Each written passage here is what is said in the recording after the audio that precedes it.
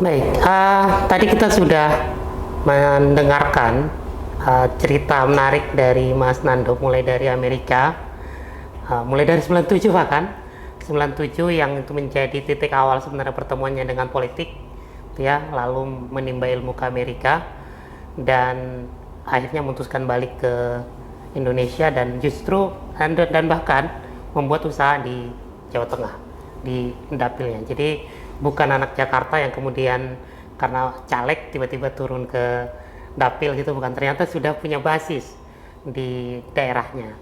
Nah, tapi yang menarik Mas Nando, biasanya pengusaha ini kan ketika dia memutuskan terjun ke politik, ada nilai, ada value yang diperjuangkan. Nah, Mas Nando sendiri kira-kira apa sih Mas yang ingin diperjuangkan sebenarnya ketika memutuskan untuk masuk ke politik dan jadi caleg DPR? Jadi gini, Mas Ardi, kalau di dalam bisnis itu tujuan kita adalah kita mendapatkan keuntungan dari sebuah investasi yang kita sudah invest. Jadi kita keluar uang untuk investasi, kita bekerja, kita mendapatkan hasil dan mendapatkan keuntungan. Nah, politik nggak seperti itu, Mas. Politik itu tidak menghasilkan keuntungan. Politik itu adalah pengabdian. Politik itu pengabdian. Politik itu adalah bahkan kita tidak mendapatkan keuntungan dari sesuatu investasi yang kita tanamkan. Kita adalah benar-benar mengabdi kepada rakyat. Jadi makanya politik dan bisnis itu satu kesatuan yang berbeda menurut saya. Jadi bisnis itu kita mencari keuntungan, politik itu adalah pengabdian kepada rakyat gitu. Jadi tujuan saya masuk politik itu adalah pengabdian, Mas. 44 tahun saya sudah hidup di dunia ini, saya sudah membina keluarga, saya sudah mendapatkan keuntungan dari perusahaan-perusahaan saya sudah mesejahterakan karyawan-karyawan saya yang jumlahnya hanya sedikit ini. Nah, ini saatnya saya mesejahterakan masyarakat di dapil saya. Itu tujuan saya. Jadi ingin berdampak lebih memang, masyarakat ya. Memang di dalam agama Islam pun juga dikatakan bahwa sebaik-baiknya manusia adalah manusia yang bermanfaat bagi manusia. Nah, saya sudah bermanfaat untuk karyawan saya, tapi izinkan saya untuk bermanfaat untuk masyarakat luas dalam dapil saya. Mungkin suatu saat saya akan menjadi orang bermanfaat untuk satu Indonesia. Amin. Nah, tapi untuk saat ini saya hanya ingin memberikan kesejahteraan ekonomi di dapil saya yang jumlahnya itu 59 kecamatan, 4 kabupaten kota. Dan jumlahnya lumayan banyak. Nah, tantangan yang Mas Nando lihat di masyarakat, kira-kira apa yang menjadi problem masyarakat di dapilnya Mas Nando yang kemudian itu kayaknya saya harus perjuangkan ini? Itu banyak sekali Mas Adi. Saya tuh kampanye itu hanya 8 bulan, totalnya 8 bulan. Itu banyak sekali permasalahan yang saya harus dari infrastruktur, dari masalah pupuk, pertanian, air bersih, terus masalah kesejahteraan, kesehatan, pendidikan, itu semua itu bermasalah semua. Bukan bermasalah, artinya harus ditingkatkan. Nah, karena saya waktu itu pas kampanye alhamdulillah saya masih muda dan saya masih terjun ke lapangan ya. Saya ratusan ribu saya ketemu orang, jadi saya udah menginventaris semua permasalahan ini, Mas.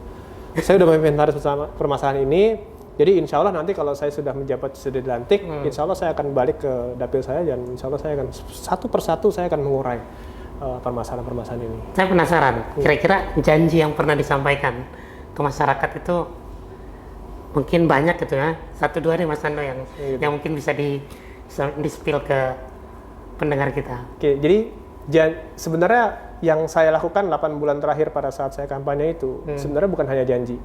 Saya menjelaskan kepada warga konstituen saya bahwa DPR RI itu adalah hanya seorang jembatan bagi rakyat ke pemerintah pusat. Selayak namanya adalah Dewan Perwakilan Rakyat. Jadi kami hanya wakilnya panjenengan semua. Saya bilang, saya tuh hanya wakilnya Bapak Ibu-Ibu sekalian. Jadi permasalahan apa yang akan saya temukan di bawah dari Bapak Ibu sekalian itu kan saya sampaikan ke kementerian atau di pemerintah pusat. Jadi saya tuh hanya jembatan aja. Jadi saya hanya fungsinya hanya untuk komunikasi antara rakyat kepada pemerintah pusat, permasalahannya apa. Jadi seperti itu aja. Jadi menyambung lidah ya. Menyambung lidah, betul. Jadi saya otomatis nanti begitu saya dilantik, saya akan turun ke bawah, saya akan inventaris lagi permasalahannya apa, saya akan bawa ke Jakarta dan saya akan aspirasi itu akan saya suarakan. Jadi itu aja yang saya katakan ke mereka. Jadi saya nggak saya nggak banyak ngumbar janji, Mas. Sambil saya sampaikan, pada saat 8 bulan saya terakhir kampanye itu, saya menggunakan media Instagram saya untuk berkomunikasi dengan semua rakyat saya yang saya temuin. Jadi banyak sekali saya setiap pagi itu, selamat malam, pagi Mas Nando, apa semua saya jawabin, Mas. Itu sendiri? Saya sendiri. Tanpa admin, Mas? Tanpa admin. Bahkan banyak semua yang kontak saya itu lewat Instagram saya. Jadi semua saya jawabin. Karena saya ingin menjadi anggota dewan yang bermanfaat, Mas. Bukan hanya seorang anggota dewan yang begitu jadi terus tiba-tiba menghilang. Saya nggak mau kayak gitu. Saya pengen seperti ayah saya. Ayah saya tuh idola saya. Jadi dia tuh udah 4 periode jadi anggota DPR terus. Saya pengen terus menjadi anggota DPR. Jadi bermanfaat lah bagi dapil saya. Nah, itu tadi yang soal cerita banyak politisi yang melupakan dapil atau melupakan konstituen, kan cerita itu kan banyak, Mas, dan itu terekam di memori publik itu. Sebagai seorang pengusaha baru, maksudnya orang yang sudah lama di dunia bisnis, sudah lama di dunia usaha, kemudian masuk ke politik, yang kira-kira menurut Mas Nando nilai-nilai di dunia usaha itu yang bisa kita bawa ke politik itu apa sih, Mas? Sehingga kemudian publik percaya gitu, kalau kita pilih anggota DPR yang dari pengusaha itu lebih baik misalnya dari yang lain, misalnya kira-kira. Ya paling nilai yang paling bisa saya jual pada saat itu adalah saya sudah selesai dengan hidup saya. Saya sudah puluhan tahun saya kerja, saya sudah mendapatkan tabungan yang cukup untuk saya dan keluarga saya. Jadi saya tidak mencari hal-hal seperti itu lagi. Yang saya cari adalah pengabdian kepada rakyat. Itu yang saya jual. Nah, kita melihat di beberapa pemberitaan ya, Mas Nando, ini kan cukup banyak bicara soal ekonomi, BUMN, bahkan sesekali saya mengkritik kebijakan di Kementerian BUMN gitu ya. Saya mau tahu, nanti kalau sudah terpilih, sudah dilantik jadi anggota DPR tanggal 1 Oktober. Ya? Itu kira-kira akan memilih di komisi mana, Mas? Oh gitu. Jadi kalau saya ditanya komisi mana, otomatis saya berharapnya itu komisi yang saya sudah punya background. Saya sudah pengalaman di bidang itu. Saya sudah tahu gimana penyelesaiannya mengenai sektor-sektor itu. Nah, kenapa tadi sempat dikatakan bahwa saya sering komentar mengenai BUMN, ekonomi, keuangan?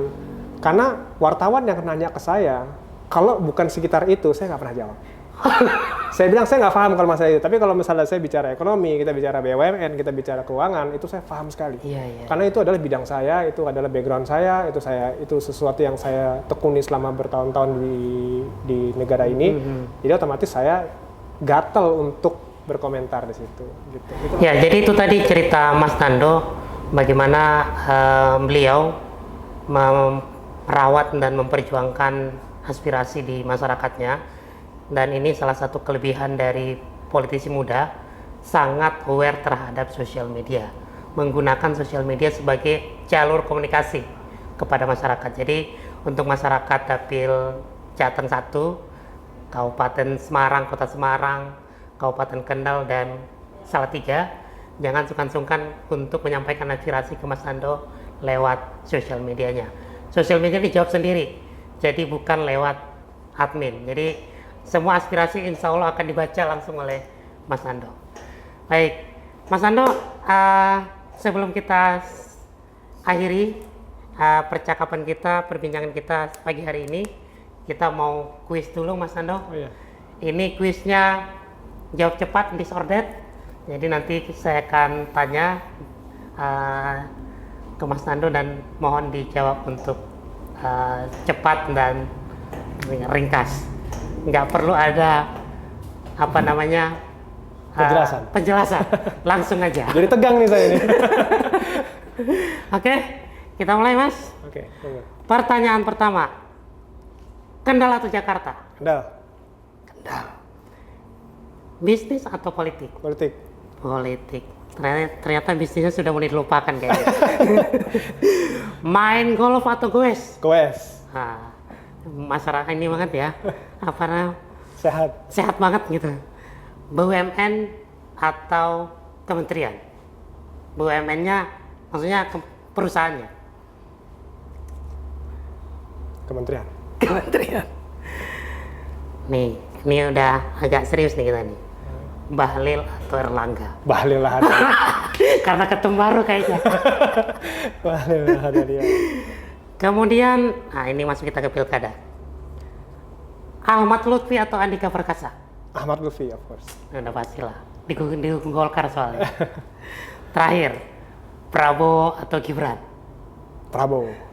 Prabowo presiden terpilih. Baik, terima kasih Mas Nando atas perbincangan kita pada pagi hari ini. Sebelum kita tutup, kita mau mendengarkan dulu closing statement dari Mas Nando. Mungkin ada pesan-pesan buat masyarakat di Jateng 1 yang sudah memilih Mas Nando di pemilu kemarin. Baik, pertama-tama saya mengucapkan banyak terima kasih, terutama ke Mas Hardi dan Promedia yang sudah mengundang saya, yang sudah memberikan kesempatan saya untuk datang ke sini dan mengulik perjalanan hidup saya. Pesan dari saya tentunya untuk dapil saya, kemarin ada 63.881 suara untuk saya. Terima kasih banyak atas pilihan saya. Tapi saya di sini bukan sebagai anggota dewan untuk 63.000, tapi saya sebagai anggota dewan 4 kabupaten kota. Kabupaten Kendal, Kota Semarang, Kabupaten Semarang, dan Kota Salatiga. Jadi insya Allah doakan saya berjanji akan menjadi anggota DPR RI yang amanah, yang mewakili 4 kabupaten kota tersebut, bukan hanya orang yang milih saya, tapi seluruh warga 4 kabupaten kota tersebut. Jadi sekali lagi terima kasih, Nadi. Insya Allah nanti di lain kesempatan kita bisa ketemu lagi. Baik, terima kasih banyak Mas Nando sudah hadir di Promedia. Dan ini sosok yang luar biasa, politisi muda yang mudah-mudahan apa yang menjadi aspirasi masyarakat Jawa Tengah 1, khususnya di wilayah Kabupaten Semarang, Kota Semarang, Kendal, dan Salatiga, nanti bisa dibawa ke Jakarta aspirasinya dan diperjuangkan, sehingga kehadiran Mas Nando sebagai anggota DPR RI periode 2024-2029 benar-benar dirasakan oleh masyarakat Jawa Tengah 1. Sampai ketemu di podcast CV Talk berikutnya. Assalamualaikum warahmatullahi wabarakatuh. Waalaikumsalam.